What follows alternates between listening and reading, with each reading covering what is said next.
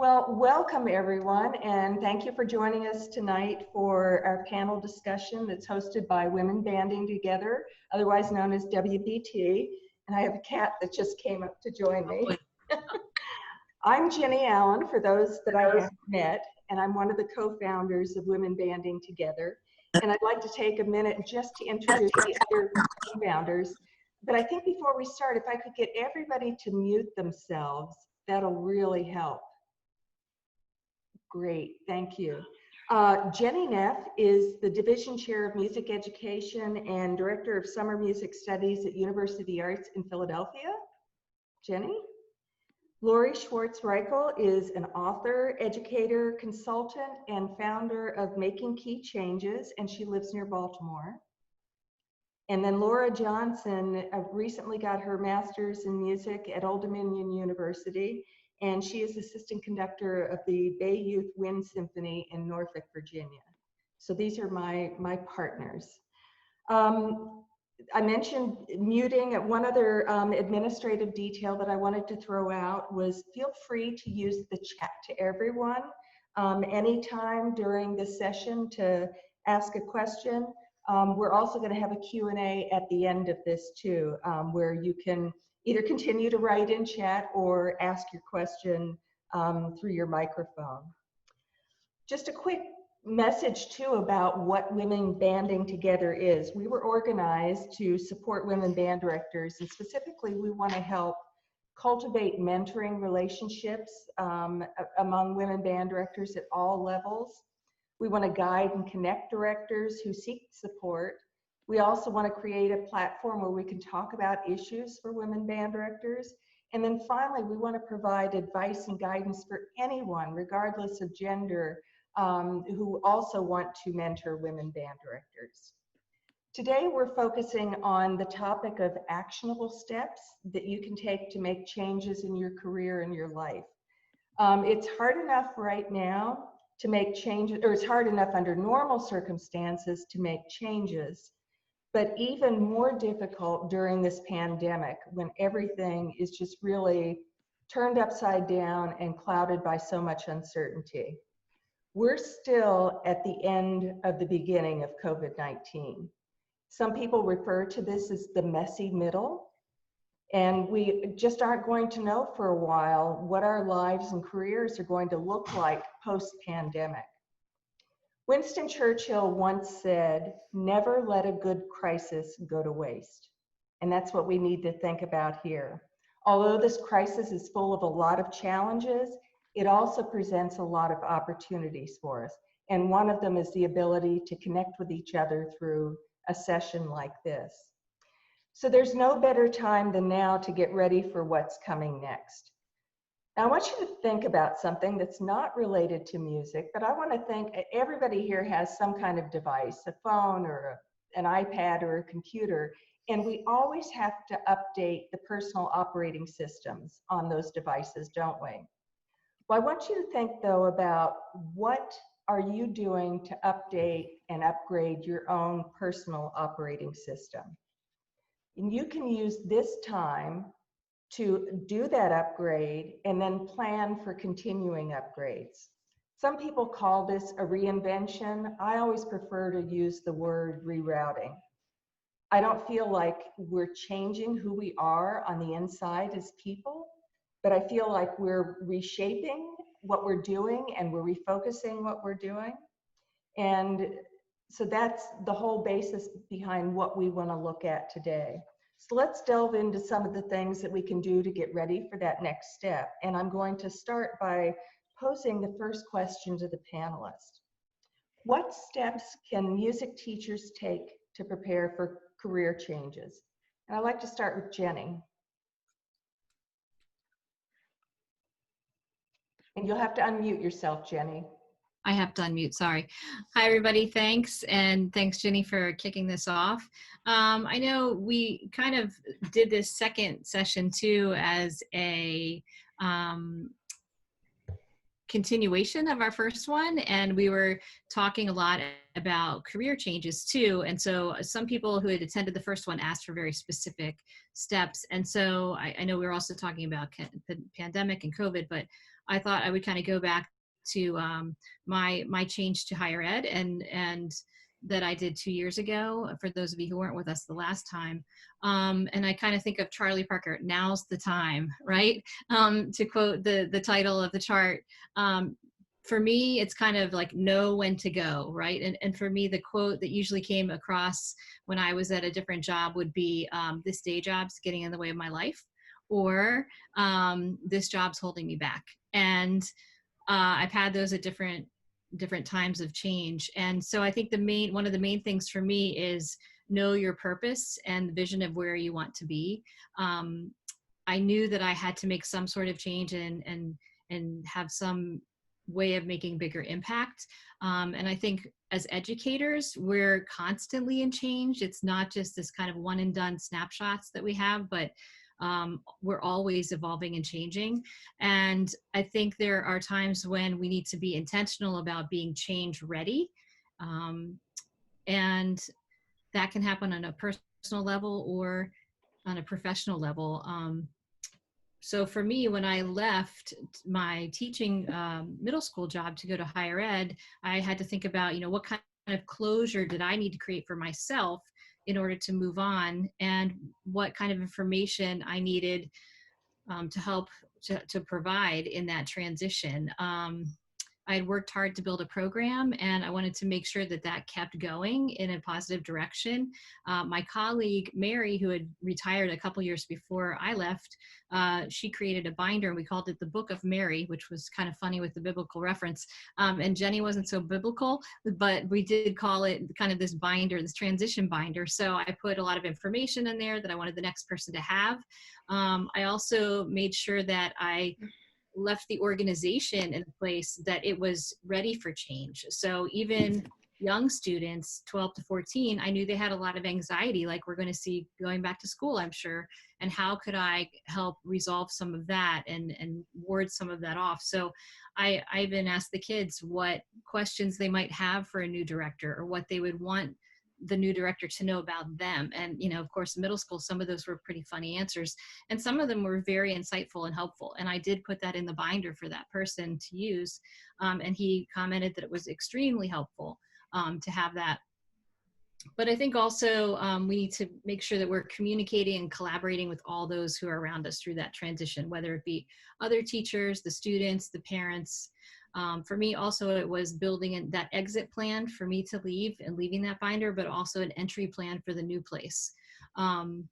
So thinking about what will be the same, what will be different.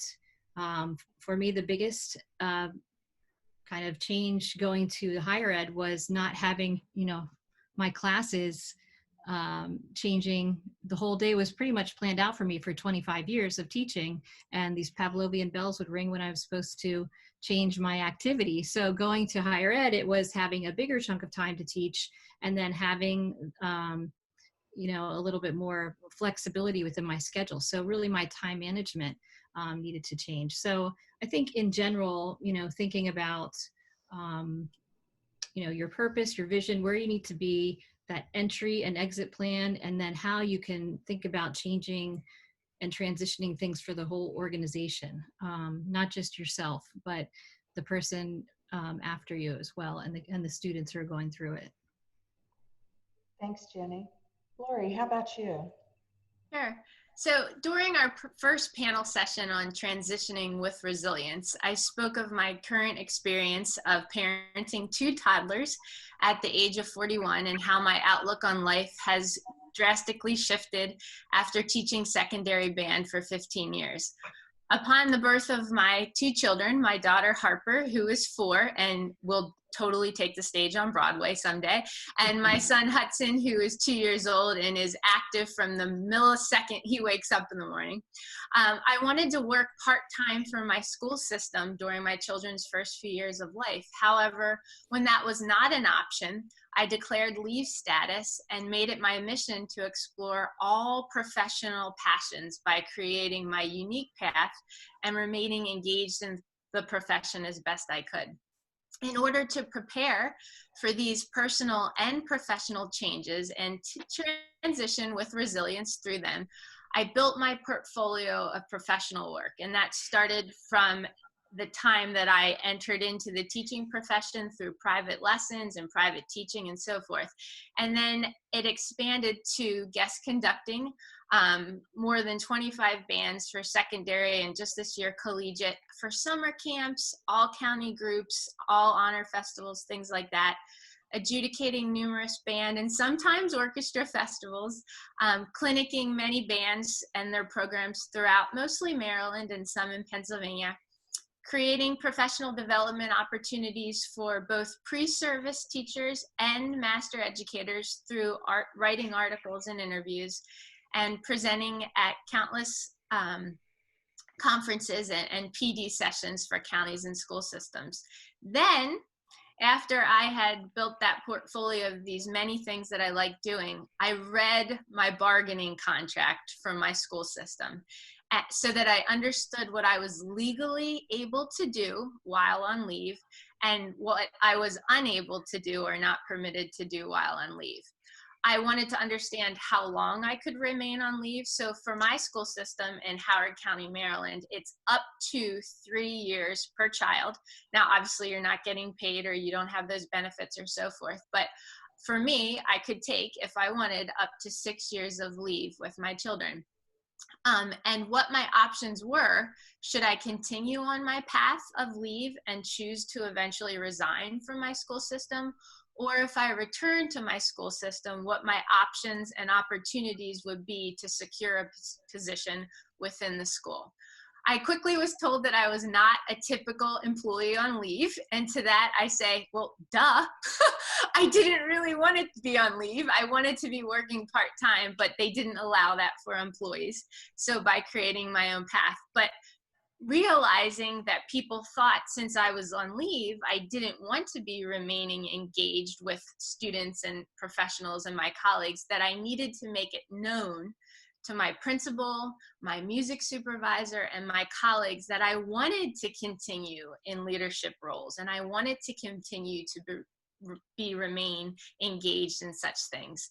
So my advice to you, know your legal parameters. Read your contract. Understand if you're going to make a change, how long do you have to make that change? What can you do if you're going to make that change, and so forth. Build your portfolio and keep your resume updated. Don't wait until you're about to make your change to add all of those things to it. Do it every month or every 6 months or so forth and add it. And finally, communicate with others your intentions for your change. What do you want to do with this change? Why do you want this change? And how will that change look like for you? And how will that look like for the people that are supporting you and surrounding you on a daily basis? Thanks, Lori. Laura? Sure. So my response to this question isn't necessarily about if you are considering looking for a career change, but more about action steps that you can take once you know you're in that role or you're going to be in a new role. And throughout my recent career changes, I've operated under this idea of putting my best teaching self forward in everything that I do. Whether it was starting my first position at a middle school in Minnesota, moving across the country for grad school, or just being in grad school in general, or now having to look for new positions after completing my master's degree, I've always felt this pressure of having to prove myself in every new role that I'm in. And in these changes, I realized that people can read your resume, they can go to your website, they can read your philosophy statement, but it's really up to you to make yourself and your abilities jump off the page. So because we know what we're capable of, but it's our job to really make sure that those capabilities are evident to others. So for me, the action steps in being able to put my best teaching self forward were preparation, self-care, and a pursuit for further learning. Preparation has been crucial for me in putting my best self forward, and I usually achieve that through in-depth score study for rehearsals, having quality lesson plans for every rehearsal, even if it means staying up extra late the night before, making sure I'm really prepared in that way. Essentially just ensuring that I'm confident in my goals and my plans whenever I walk into a room. Self-care has also been really important for me in putting my best self forward, in that I know I can't be the best teacher for my students if I'm not taking care of myself. So self-care for me, it probably looks similar to a lot what it would be for a lot of you, making sure I get enough sleep, exercising, eating well, but also treating myself on occasion, because that's important, and really taking a moment each day to do something for me. And that could be journaling, reading, having a conversation with a loved one, just taking time to bring joy into my life a little every day. And finally, a constant pursuit of further learning has also helped me continue to be the best teacher that I can be for my students. And that can come in so many different forms. Right now, we're not really able to do a lot of in-person meetings. So doing webinars like this or other online trainings has been great. When we are able to do in-person meetings again, hopefully soon, things that have worked for me include conducting symposiums, attending state and national conferences, reflecting on videos of my own teaching, because we all love watching videos of ourselves, I'm sure, and also just collaborating with colleagues near and far, like having a phone call and saying, hey, what are you doing? Or what rep are you programming this fall? Things like that. It has really helped me to develop as a teacher and make sure I'm putting my best self forward in every role that I have. Great, thanks, Laura. Well, I was in the Army for 20 years as a conductor, and one of the things that I learned and that still resonates with me is you are your own best career manager. And we had career managers, but it really was up to us to be able to move our own careers and do the things that we needed for our own development. We're responsible for our own learning too. So as you're reflecting about what you can do during this time, I would encourage you to think about what are the skills that you have and what are the skills that you need. Which are the habits and behaviors that you need to keep, and which ones can you leave behind? And then this echoes a little bit about what Laura said, but make a plan to learn, but also to relearn and to unlearn. Because there are some things that we probably don't need anymore, or that we probably could do differently. And as you're looking at those learning experiences, look at things outside of music too. Laura had mentioned the things online. This is such a great opportunity. I have found so many free things that have been so enriching during these past few months. And I'll tell you about a couple of sites. Leanin.org, which was started by Sheryl Sandberg, who wrote the book. You can go on there and they've got virtual events that you can be part of. I've been in things that have come from India and England, and it's related to things about self-care, or it may be things that are related to other areas that I can take with me in my profession. Another one is Eventbrite, and when you sign up for a session in leanin.org, you register through Eventbrite. And so one day I just started looking around in that. Last week or the week before, I got into a 5-day session for all these techie guys, and it was incredible. It was an hour and a half a day, and it gave me a chance to learn so many things about social intelligence, emotional intelligence, and things about resilience, and it was just fantastic. So take advantage of those things. Also, I want you to think about, this is a time where everything just seems totally out of control. So what I would encourage you to do is create micro goals. Those are things that can be under your control. Ask yourself, what can I do right now? What can I control right now? And then be able to do some further planning based on that. And then finally, I would really encourage you to create opportunities and create possibilities. And sometimes there's something that nobody else has even thought existed, like women banding together. And you can have an opportunity to create some of those things for yourself and for other people. It means that you're going to have to take a risk and you're going to have to be vulnerable, but it can really be challenging and a lot of fun to do something new and totally different. I will say that probably the most daring thing that I did was retired from the Army at 20 years. And though I was on track to get a DMA and had some schools lined up, I decided instead to do an internship at Juilliard in orchestra management, something I'd never done before. And it just set me on a different path. It was something I never even thought was a possibility. and it turned out to be the coolest thing that I did. So I would encourage you also, there's so many things that we look at and we think, oh, I can't do that. I don't have the skills. I don't know how to do that. So maybe try reframing that statement instead to be, I can't do that, or I can't do this yet. Great. And our next question I'm going to present to Lori first, and that is, what qualities and attributes can we build within ourselves to be successful during times of change? Well, my grandmother and my mother often said to me growing up, and my mother still says to me oftentimes on the phone, to everything there is a season. So prior to having children, I did what I wanted, when I wanted, and there really didn't need to be a reason or a season for it. At the time, my decisions did not affect the little ones of my children, and they really didn't affect my husband that much either. Having children, I now understand that to everything there is a season phrase a bit more, and the patience it takes to build the qualities and attributes within ourselves to be successful during times of change. I had to build in myself a deep understanding of what my new additional role as parent meant, what it entailed, how it made me feel, and how it would affect others and other areas of my life, such as friendships with my girlfriends near and far, and my colleagues in and out of my school system, male, female, and so forth, my marriage with my husband, and the time, or I should say the limited time that we would have together, even in the same home, the limited amount of time.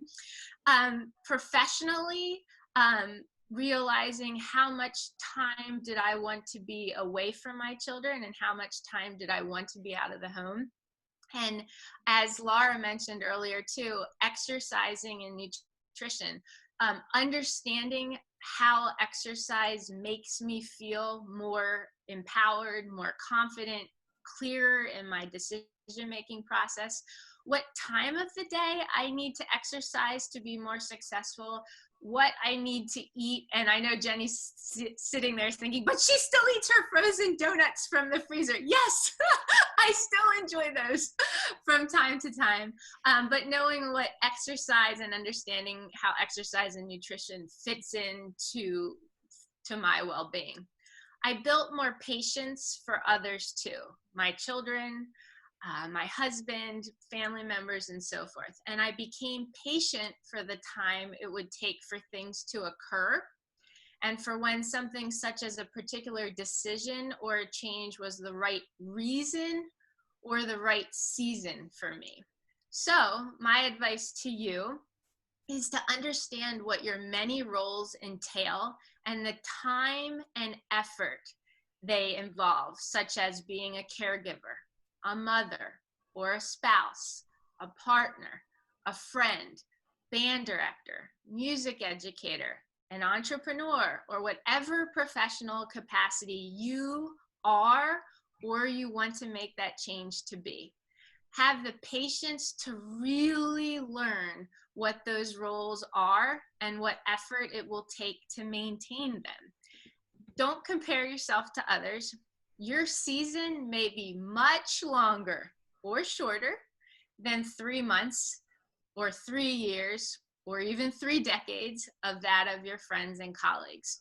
Be patient and understand what and how you want to make your change. Thanks, Lori. So Jenny, we'll go over to you. Sure. This is going to touch on the comment. I can't remember if it was Jenny or Laura talked about make sure that people see your abilities, that they know what you can do. And my point here that I want to make is share your accomplishments.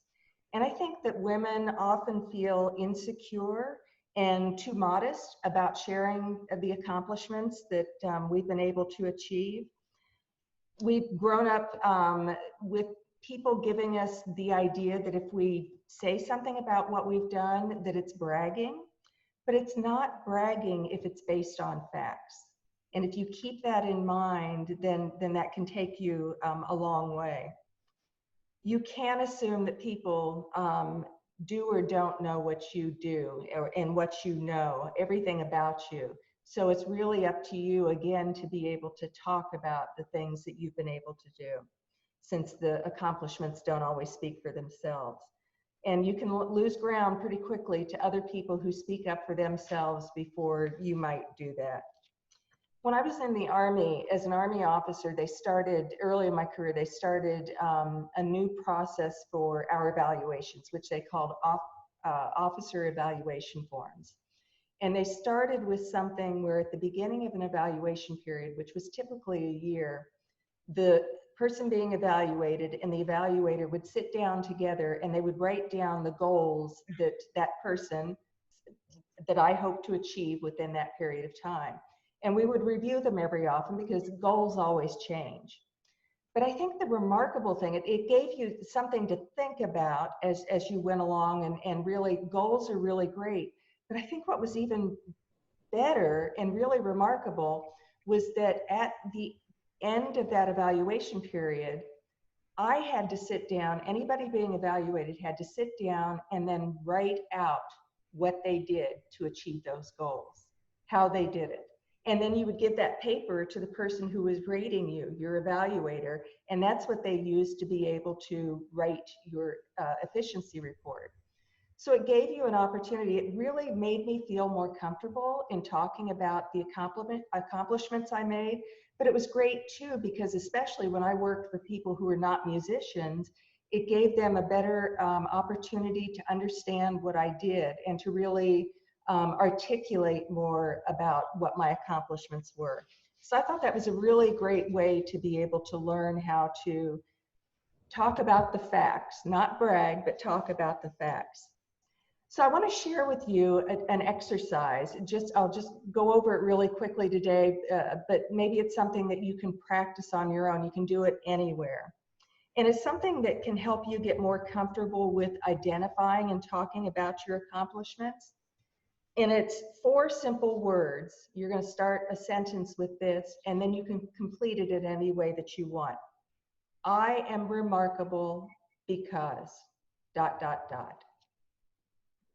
It can be anything. It's not physical qualities, but it's the personal qualities and attributes. So it's not, I'm remarkable because I have blue eyes, but it could be, I'm remarkable because I walked 2 miles today. I'm remarkable because I learned a new piece of music. I'm remarkable because I trained students who were accepted into the district band. Or I'm remarkable because I raised 2 beautiful children.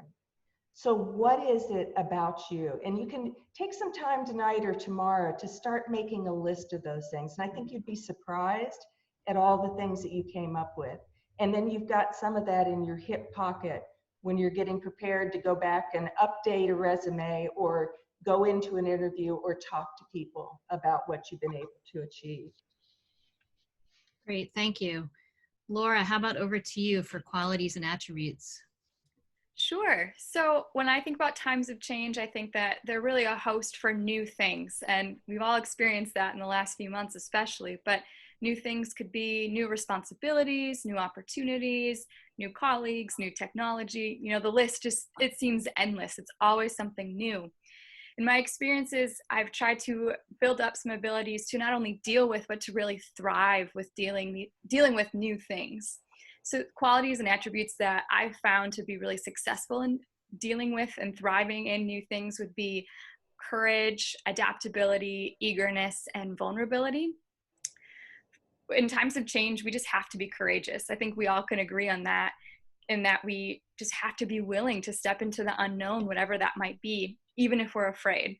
And to me, courage doesn't mean that you're not afraid or you're not worried or you don't have those feelings of doubt, but it means that you're willing to face whatever is coming at you with those feelings. You're willing to face the unknown head on. I think it was fascinating to talk with undergraduates from the university I went to for my master's degree, and that they saw me come into this program and thought I was just ready to go, so confident, just prepared. And I was scared out of my mind. I moved across the country. I didn't know a single person except my significant other.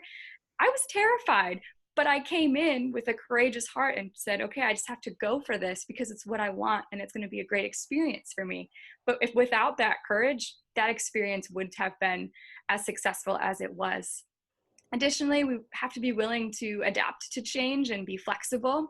You know, things might not go according to plan. We have all experienced that now, and I'm sure we will continue to experience some of those things as we head into the summer and into the fall. Just being willing to be flexible and adapt demonstrates that we're willing to change, we're willing to grow, and we're willing to work with others to make the experience for our students the best that it can be. We also have to be eager in our pursuit of change, and sometimes eagerness and courage can go hand in hand, but to me, being eager is more about demonstrating how ready you are to jump into something head first and how you're excited and you're driven to do what you do. And finally, I think being vulnerable is really important, and that can be really hard for everyone, and especially for women. We just have to be willing to admit when we might need help or express our feelings and opinions, especially when they go against something that might be the norm in a position or something that is just very settled. If we have a different opinion, we need to speak up, and also to be unafraid to share our emotions. They're what make us human, and they're a part of us. So in times of change, I again would just encourage everyone to build up your courage, to continue to be adaptable and to be eager and to be vulnerable. Great. And I think we're seeing some really common threads here between all of us. And I think in my change, humility was a really big one for me. Knowing that when you have a change, especially if it's a career change to a new position, whether it be a new level, new area, new timing that you have, what have you, that you are allowed to show that you don't know it all, right? You don't have to know it all right away. Give yourself time to transition. You might still be kind of mourning the other job you were in and transitioning into this new job. And so that even when I was saying the timing with the school day going to higher ed with more open time, wasn't that there was less time I was working. It was just a different sort of time, and I needed to figure that out. I know that, being open to new ways of doing things was really important to me. I was going into a new culture where I had to learn what they are doing, and just like leaving the binder and expecting and hoping that my predecessor would honor some of the history and the traditions and things that we had worked through as a department, I needed to go into a new space and honor their traditions and the way they did things. I knew that the way they did things at the university might be different than what I had experienced, but that there were reasons for that. And I needed to kind of live in that and breathe in that and learn about that environment. Nobody wants someone coming in telling them you're doing everything wrong, right? And there's something right about it that we need to find, even if we might not agree with it. And I think too, it's if you're going into a different job in a school that's not a university setting. I had a student reach out one time because he had become a high school band director and found that his students were kind of resistant on some things. And I probed a little deeper and said, well, is it, what level is it? It's like the seniors and juniors. And he was like, yeah, they're giving me a lot of problems. And I said, well, that band is 25% yours right now. And next year it will be 50% yours. And the next year it will be 75. And then finally, but I said, you need to have some communication, starting to ask some questions, because inquiry and understanding are also big ones for me. Asking questions about what they had experienced, what they wanted to continue in their traditions, and how you could honor that. I think those are really important. I think also knowing that you might not always have the answer. I joke that I opened an email one time and I kind of laughed and said, I have no idea what to do with this. Like total imposter syndrome, right? We're not going to know everything right off the bat. And so thinking about, well, what do I know how to do? I can reach out to people. I know how to communicate. I know how to collaborate. I know how to build community. I can pick up the phone and call these people. And I was able to make some headway and figure out, there wasn't a book there telling me how to do the job. I had to kind of figure it out on my own in a lot of ways, even with supports. And I remember the dean at the next meeting congratulating, saying, wow, I didn't know you'd reached out to all those people. Well, I took what was my strength and worked with that, right? And then thinking about also patience. I think patience is a big one for me, and Laura mentioned that too. You know, it's okay to hang back a little bit and just kind of get the vibe of your new environment. New systems and ways of doing things, they are there for a reason. And then thinking about how you can celebrate your strengths within that environment. I knew for me, I can build community. So in the UArts community, how could I do that within the system I was working in? So for me, the attributes I feel like we need are that humility, being open to new ways, inquiry, understanding, and patience. Thank you, Jenny. So our final planned question is going to go to Laura first, and that is, how can we create community and networking opportunities that support teachers throughout personal and professional transitions? Laura? Great. So since I'm going first, I thought maybe it would make sense to talk about how to build a foundational support system. So maybe if you feel like you don't have a lot of people or colleagues you can reach out to, or you just feel like your community isn't as big as you would want it to, what are some things that you can do to build up that community? So unfortunately, again, a lot of my community building experiences have been in person. And again, that's not quite what we're doing right now, but I think it's important to talk about them. So if we are able to do these things again, people might be able to take advantage of them. And I think the most impactful thing that I have done in terms of moving locations, relocating, and building a community in my new place is joining a community ensemble. And I think that is a fantastic way to not only meet people, but to also continue to build upon your craft. I feel like I learned so much more sitting in a musician's chair, playing for somebody else and seeing how they run a rehearsal, their teaching techniques, and just the flow of the rehearsal itself. I learned so much as a musician and as a conductor, but it's especially helpful to meet musicians and teachers and colleagues in your area. So I would encourage anyone who hasn't already done so to, hopefully once we're able to rehearse again, reach out to community ensemble directors and see what you can join in on. It's just such a fantastic way to build community. And in addition, joining professional organizations, which you can do during our quarantine times, it's also incredibly helpful.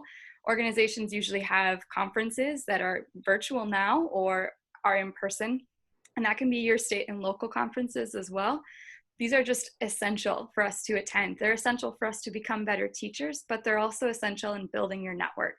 And I'm not shy in saying that many of my close friends and colleagues I've met at Midwest or at my state conferences. And it's because I took the time to go to the happy hours, to do meetups, or if somebody says, hey, do you want to come to dinner with me and some of my friends? You say yes, because it just builds your community and builds your network so much more. There's so many people all in one place together. It's just such a great way to build up that community.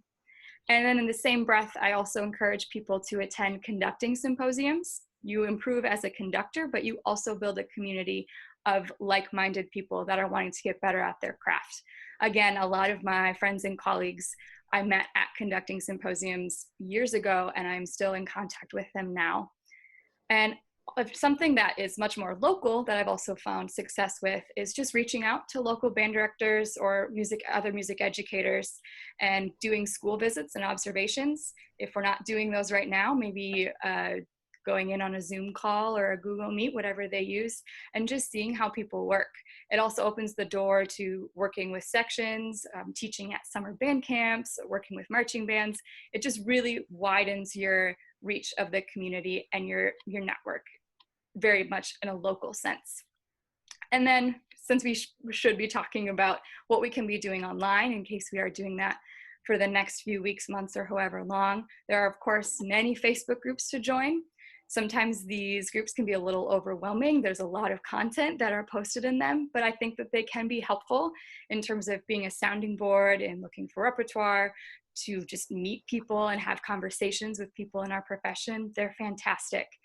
And I would also, again, continue to encourage people to watch webinars, to reach out and see what's going on in different organizations, because we all have this incredible opportunity to learn from one another because of these somewhat unfortunate circumstances that we're in right now.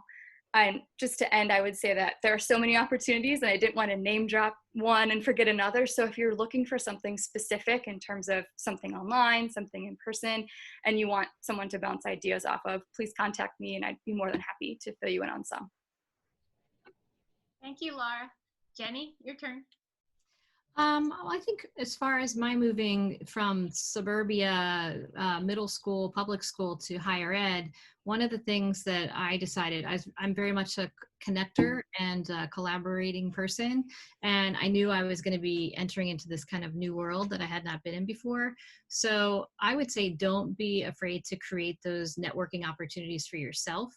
I knew that I wanted to explore, being in the city. So I made sure that I set up a meeting with the School District of Philadelphia music supervisor. And, we had a 3-hour conversation between Frank and Nathan and I. And then just following up with that and having like a lunch and kind of follow up maybe every semester to kind of see where everybody's at.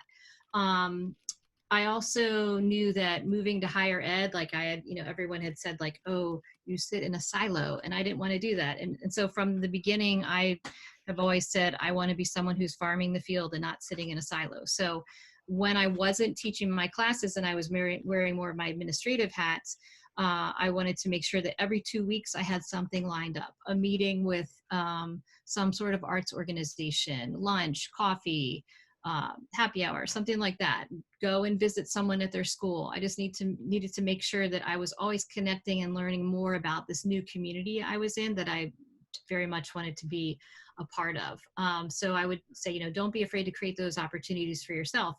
And I had people, I'll joke with Ginny about this, miraculously kind of reach out to me after being someone who is mentoring others and still mentoring others in the field. It was kind of cool that it was coming back full circle for me. And, Ginny, that's how we met. She friended me on Facebook, and then we went out to lunch, and she kind of became a higher ed mentor for me, having been in that herself, in that role, and still in that role today. Wes Broadnax at Drexel reached out to me and kind of, showed me the ropes of the higher ed schools in the city of Philly, like kind of what was the vibe, that sort of thing. And he was a fellow Spartan of mine, so he reached out. Patrick Jones, who had run and started this organization, the program I teach for the MAT, it was really cool. He reached out and said, let's go to lunch. And so I was able to learn, like we're saying, know the history, honor the history of where you are and know where you want to go. I was able to learn the whole history of the program. So those were really invaluable connections for me as far as just getting connected to the community. So I would say, create networking opportunities, obviously take advantage of the ones that come your way, and be open to others who reach out to mentor you as well. Thank you, Jenny. Jenny, Jenny, your turn. Okay. Great ideas from Laura and Jenny on this, and it reminds me of what I've become familiar with before, the fish hole strategy. If you want to catch a fish, you have to go to where the fish are. And that's what networking really is all about. You can't sit back and wait for people to come to you, but you need to be out searching for the information that helps you to quickly learn what's going on in the area that you're already in, or if you're looking to go into another area or maybe expand what you want to do, then look for people who are aligned with that and gain an understanding and information of what people do in that area. One of my colleagues in New York said, the best networkers don't call it networking, they call it being friends, and they help people. And that's really what networking is about. And I just want to go over what I think of as some of the rules of engagement for networking.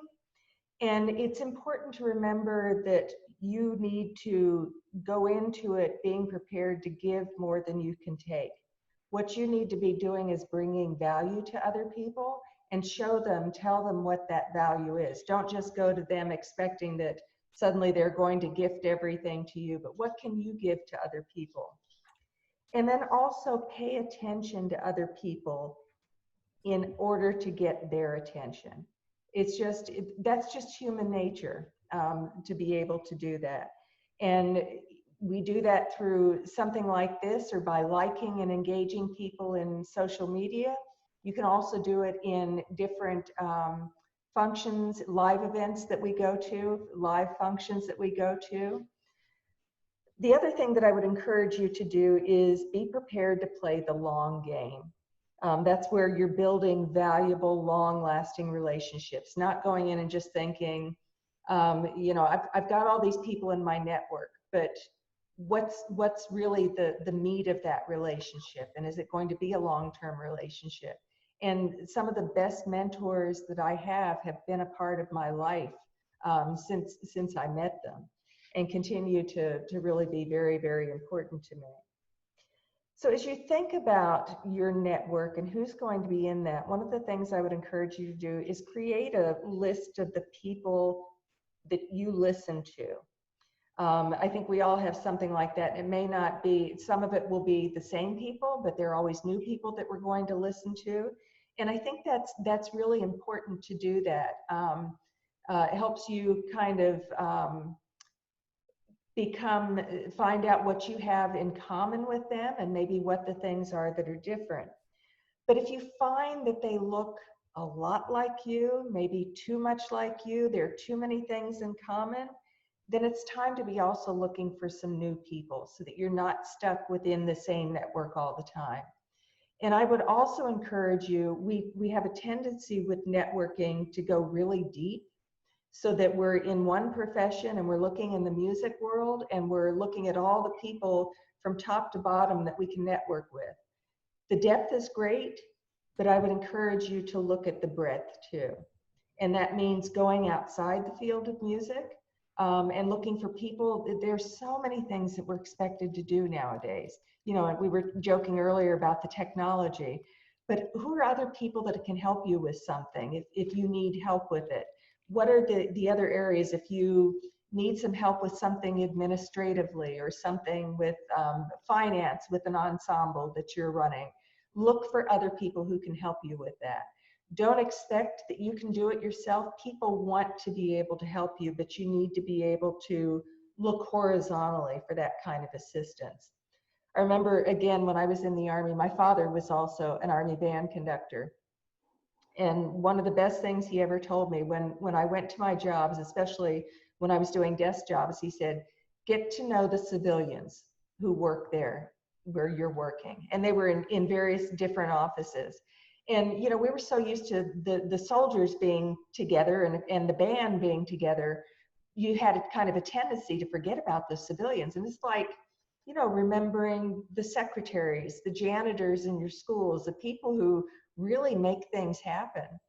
And one of the best experiences I had, I was at an assignment in Atlanta, Georgia, and I went to talk to the budget guy. I was supervising bands around the world, but I went to talk to the budget guy, and he had this surprised look on his face, and we spent a great deal of time. He told me what his job was, what he did, how he did it. And he said, you know, you were the first staff bands officer to come to my office and ask me about this. We ended up becoming really good running buddies. And then years later, or maybe a year later, through him and people that he knew, I was able to get increased funding for some of the bands that were in the command that I worked with. So you never know. Think depth, that's great, but start thinking breadth in there too if you haven't already. Thank you, Ginny. And so for me, there's a Nancy Reagan quote that I love, which reads, "There's a big, wonderful world out there." My thought during the pandemic and through many changes in my life, and specifically throughout the last few years while on leave, has been to think less locally and more globally. I've truly learned that there's more to a career or profession than a system for which you are employed or the people with whom you interact every day. For me, some of the support of creating community and networking opportunities have been very organic. When a teacher or an administrator reads an article of mine and contacts me to say, thank you, or I liked it, or I read this and this is what I learned, then often a new friendship blooms or a new collaboration is ignited. And the reverse is very true too. If I read something or see something of someone else's work or a product, then I want to reach out to that person and let them know what type of impact or influence or guidance that it had for me. And a friendship often will bloom from there, or some type of collaboration or guidance will be involved.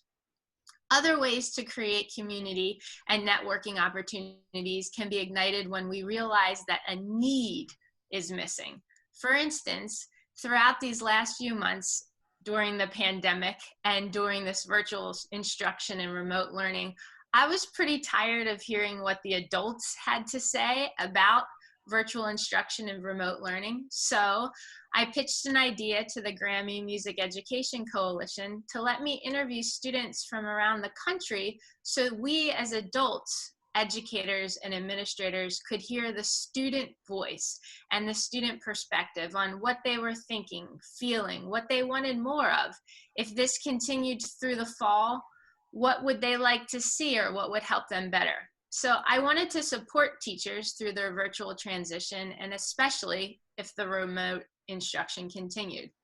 This has led to new friendships and collaborations, just like any opportunity would be if you reach out to others. So my advice to you, think less locally and more globally. Reach out to colleagues beyond your school, your district, your county, and your state. Seek their guidance and collaboration for professional networking, mentorship, advice, or idea building. You'd be surprised how their perspective might be quite different than the people that you see, hear, and interact with every day. Don't forget to personally network with your family and close friends too. Your family and friends have to be on board with your actionable steps towards change. No one is going to dream your dream as big as you or want the same change as you. But those who you live with and care for must be able to understand what your dream is and your need for change and be willing to support it. And we must be able to do the same for them. We must be able to care for our family and friends around us who want to make changes and want to have those specific dreams. We need to show them support, offer advice when we think it's appropriate, and listen and understand. Great. Thank you, Lori, Laura, and Jenny. And we'd like to open it up to questions or comments from you now. I want to remind you that if the question is directed toward a specific panelist, let us know that, or you can direct it to the panel in general. Rebecca. Thank you guys so much. When this is more of a comment, but maybe you could expand on my idea here. When Ginny and Laura were talking specifically about owning what you're good at and being able to talk about that, and I feel like that's something that specifically as women we're not as comfortable with, but I have seen that play out in my own life recently where somebody was like, you know, you should talk about or think about giving that as a presentation topic. And I was like, oh, maybe in like 5 years. And he was like, no, like next year. And it really made me realize that me and a lot of my female band director friends, when, you know, when somebody says, here's this opportunity, we often think, I'm not ready for that, instead of going for it. And we immediately undercut our own confidence. I think that it's a mindset that we've grown up with, you know, that again, and in particular, girls, women need to be modest about what they're saying and not push themselves and not brag about what they do. But it's just finding that inner strength. I think sometimes also talking about it with others. That's why this example of having to write out things that I had to do, my goals, and then what I actually achieved. And that could be one step that you do in there, a first step with that. But talk to others about it. I mean, look for opportunities where maybe, and this gets into that, the vulnerability aspect too. You have to be vulnerable to be able to do this. But look for an audience maybe where you would feel safe, where maybe it's not a state conference that you're ready for, but maybe something else. Maybe it's a district that you could do a presentation, but it's just a matter of jumping in. I think you're probably much, much more ready. And especially if other people are anxious to hear what you have to say, that's a real vote of confidence right there. And sometimes you just have to take the plunge. Laura, is there anything you want to add on that?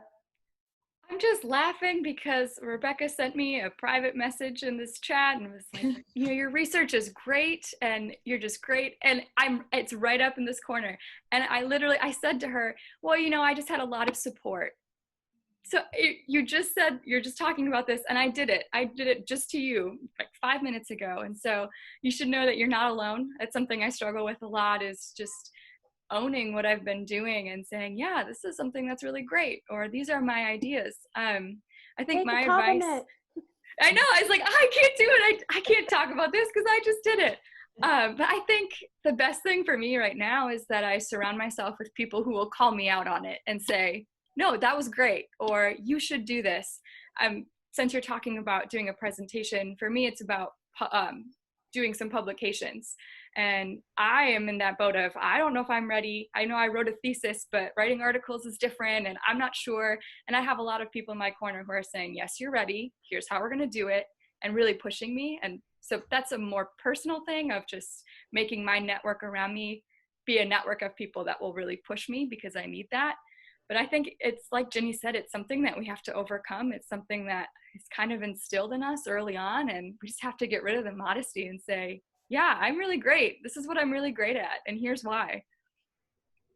Lori or Jenny, with the experience that you have doing presentations too and getting started in that, anything else you want to add?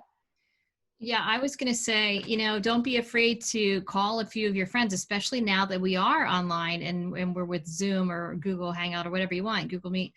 You know, you can say, hey, I have this idea. I'd like to do kind of a dry run. Would you be willing to come on and watch this and give me some feedback?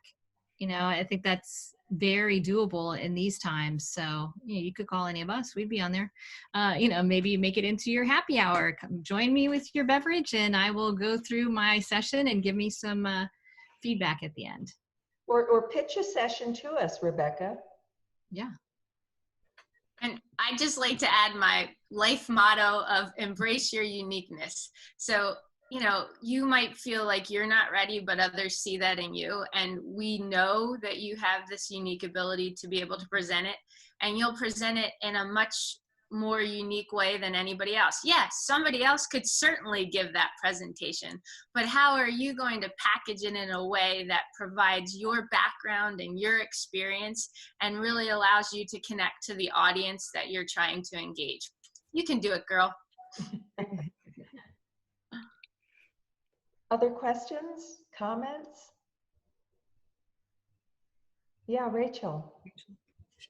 Just sitting here listening, and I was just going to pipe in a little bit, if you don't mind. Just piggybacking off of what Rebecca was saying, I found that when I made a real effort to remove the people that love to complain about everything out of my circle of influence, and I really started to seek out people who had a shared vision of something better is coming, pushing ourselves, you know, and I sought those relationships out with people. And, you know, there's times when you have to, like, maybe somebody you'll stay personal friends with from college, whatever, but you just don't let them poison your energy with their negativity. I have a couple of friends currently who I'm friends, kind of mentor with a little bit, and they can't get anything going because they don't let themselves, you know, they don't just go for it and own it. And I had a colleague for years who used to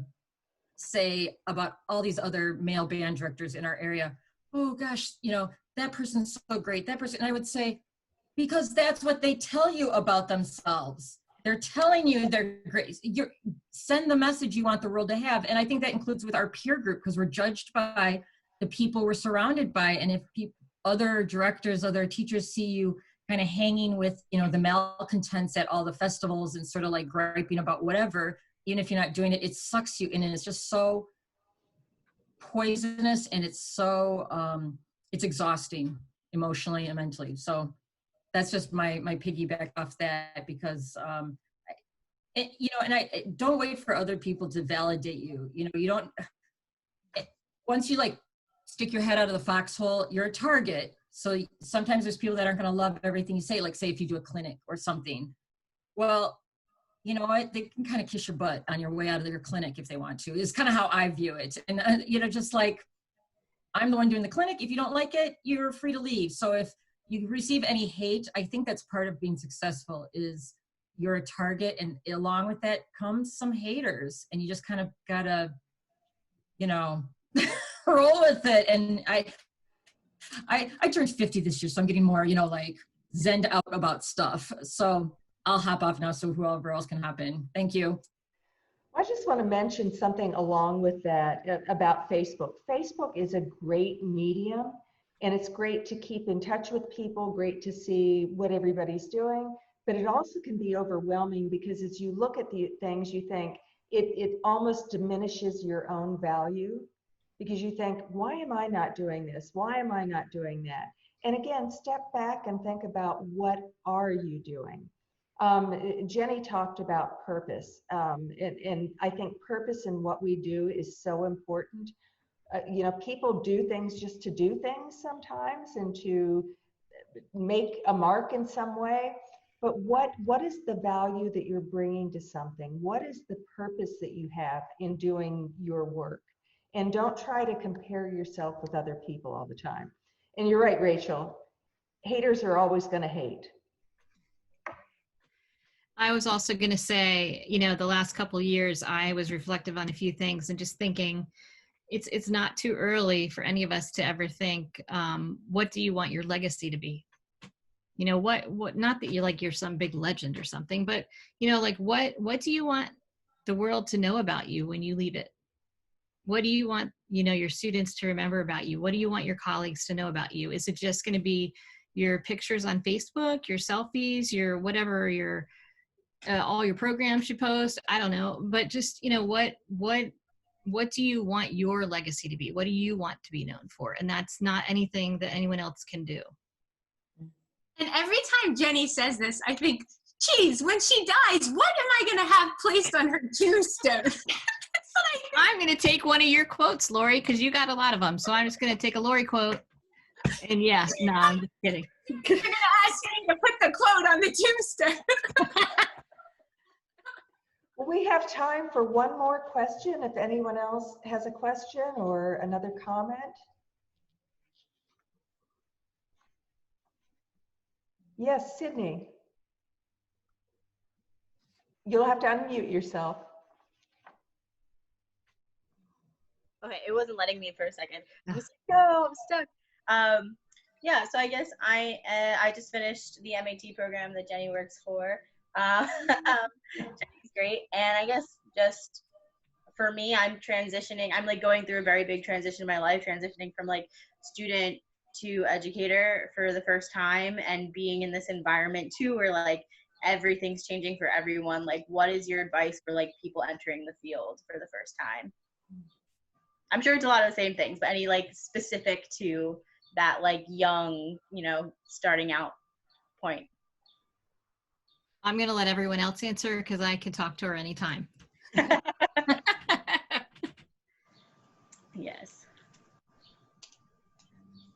I'll start. So I think, you know, have a vision for what you want, not just your classroom or your ensemble or your band or your profession to look like, but how is that going to be blended with your personal life as well? And I think so often that we think so much about, oh my gosh, I'm going to be in my band room until 9 o'clock at night and da-da-da-da. But how is that going to blend into the life that you've led for your first 22 years or 25 years of life?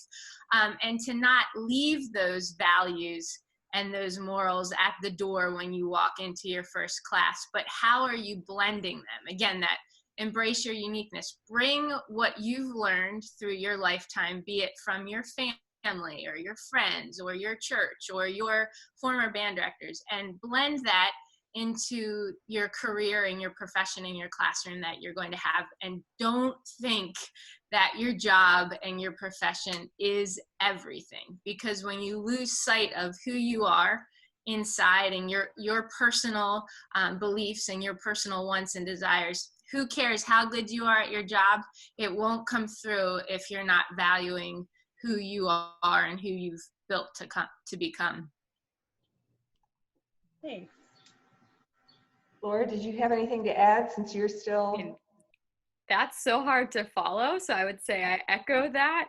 I think for me, when I first started, the best advice I got, and we've kind of talked about this here already, is just to ask questions and be okay with knowing that you don't know everything. It's hard though. One of my teaching colleagues I had in that first year, she used to tell me, you don't know what you don't know. So it was hard for me to ask questions because it might be something that I don't even know that I needed to know. But I would just be really willing to work with others, to ask when you're confused about something. I'm still vividly remembering the first angry parent email I got, and I was just so flustered and I did not know what to do. So I ran down the hall to my orchestra colleague and said, please help me. How do I deal with this? What do I do? Just build up that network within your school, but also beyond. You have Jenny, you have many other people, I'm sure, beyond your school walls that you can talk to, but just be really willing to ask questions and collaborate with others. Great, thank you. I think someone, Lauren, did you have a question? I saw some other hands. You're muted, but yeah, there you go. Hi. Yeah, I had a question. I've known Lori for a while, but I'm going through kind of a transition in which I've had a different job.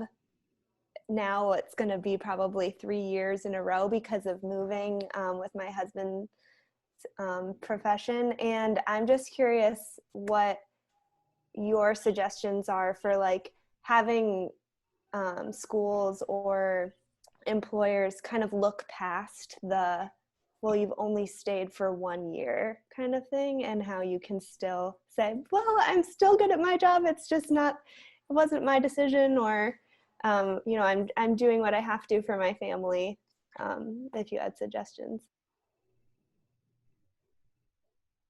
Again, I know Lauren, so if the other three want to chime in. Well, it's funny because I had a 20-year career because we were in where we were expected to move every couple of years. Yeah. I think, you know, as long as you can do the best job wherever you are, and be able to communicate that. I mean, clearly you're not going to write that in like in a letter or something, but you know, when you get into that interview, just to let them know the circumstances, not that you want to get too personal with people, you know, from an HR standpoint and that sort of thing. But I think any administrator who sees someone who's working hard is going to value that, no matter where you've been and what you've done. And I think too, a lot of times I like to say, you know, short-term problem for long-term solution. You know, I moved in the short term these times, but now we know we're going to be here for a period of time, and I do intend to stay and that sort of thing. I mean, life happens for everyone, right? Any of us could not be there the next year for whatever reason. So I think just thinking you do your best for the time that you're there, and you instill that, you know, those that work ethic and communicate that in the interview. I just say, tell him to call me and I'll tell him. I'll tell him how good you are. Have Lori write your letter of recommendation. There you go. I think I already did, right? That was the plan all along. One more call for questions. Anyone else? Also, just some good comments that have come through. Rebecca says, steal the great ideas you see and make them work for you, right? Customize things to work for your situation. I think that's always, we do see so many things that we can use, but it really comes down to customizing. Even with COVID, we're seeing guidelines and regulations and recommendations, but it's going to have to go through that customization of where you are, your building, your district, your community, that sort of thing. It's not just going to be what's the writing on the wall from whoever. And then Lorraine also said, one of my mentors told me that you can do anything for 1 year. It may not be a glamorous job you've dreamed of, push through and don't give up. And I think she might have been talking to Sydney about that. Yeah, her position. And Sydney actually has at least one job, maybe 2 offers. So she's in a really good position right now.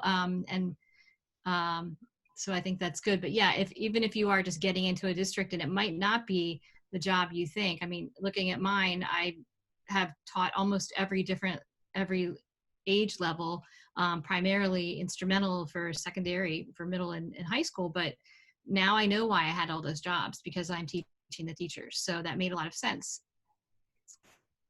All right. Actually, I want to piggyback off of something with that, because there were times in my career, and I know this is true in other careers too, where people are really focused on the job that they want and the career path that they want, and especially in the military, people thought that there really was a certain track that they had to follow, and it was such a small program that you didn't really know where you were going to go next. You couldn't really look at it that way.